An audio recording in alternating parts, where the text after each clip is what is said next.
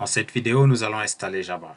Je vais commencer par ouvrir l'invite des commandes afin de vérifier si j'ai une version de Java installée ou pas. Je vais écrire Java, espace-version. Je peux voir qu'il n'y a aucune version de Java installée, donc je ferme cette fenêtre-là. Ensuite, je vais ouvrir mon navigateur et je vais rechercher JDK Download. Et dans la liste, je vais choisir la version 11. Une fois arrivé sur les sites d'Oracle, je vais chercher la version qui correspond à mon système d'exploitation, donc 64 bits. Je vais cliquer ici. Ensuite, je vais accepter les termes et conditions et je clique sur l'option de télécharger. Ils vont me demander de me connecter. Si vous n'avez pas encore un compte, vous pouvez cliquer sur cette option afin de créer un nouveau compte. Dans mon cas, je vais juste fournir mon nom d'utilisateur ainsi que mon mot de passe. Je clique sur Sign In. Ensuite, je vais enregistrer le fichier. Le téléchargement va commencer. En fonction de votre connexion, ça peut prendre quelques secondes ou quelques minutes.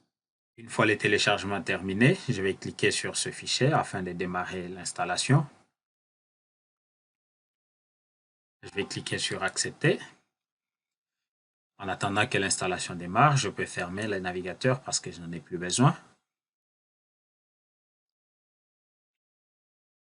Ensuite, je vais cliquer sur Suivant pour continuer avec l'installation. Et ensuite, Suivant. Et l'installation démarre.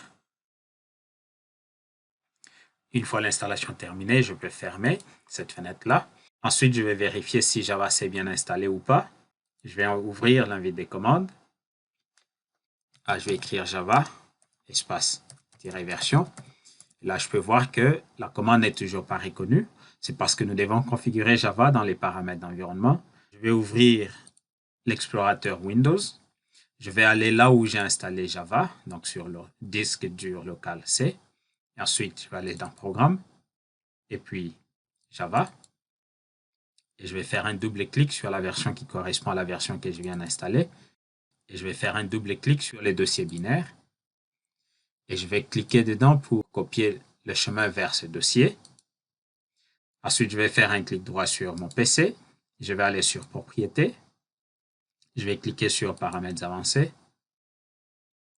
Ensuite, je vais cliquer sur Variables d'environnement. Et dans la partie du bas, je vais rechercher Path et je fais un double clic. Je vais ajouter une nouvelle entrée en cliquant sur Nouveau. Et ensuite, je vais coller le chemin que je venais de copier. Et je vais faire OK, encore OK, ensuite OK pour fermer toutes ces fenêtres-là. Ensuite, je vais relancer l'invite des commandes. Je vais encore écrire la même commande, Java-version.